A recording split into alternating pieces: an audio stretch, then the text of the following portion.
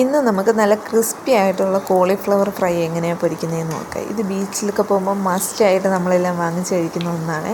അപ്പോൾ ആദ്യം തന്നെ നല്ലോണം വൃത്തിയാക്കി കോളിഫ്ലവർ ഉപ്പും മഞ്ഞൾപ്പൊടി ഇട്ട് നല്ല ഒരു 10 മിനിറ്റൊക്കെ കുക്ക് ചെയ്തെടുത്താൽ മതി. അതിനുശേഷം ഒരു പാത്രത്തിലേക്ക് ginger garlic paste, 2 tablespoon മൈദ മാവ്, 1.5 ടേബിൾ സ്പൂൺ കോൺഫ്ലവർ പൊടി, 1.5 ടേബിൾ സ്പൂൺ അരിമാവ്, അതിനുശേഷം പൊടികളായിട്ട് ഒരു 1.5 ടേബിൾ സ്പൂൺ മല്ലിപ്പൊടി, 1.5 ടേബിൾ സ്പൂൺ മുളക് പൊടി എരിയുള്ളതാണെങ്കിൽ 1 ടീസ്പൂൺ മതി. പിന്നെ ഈ സമയത്ത് നിങ്ങൾ ഫുഡ് കളർ വേണമെങ്കിൽ ആഡ് ചെയ്യാവേ.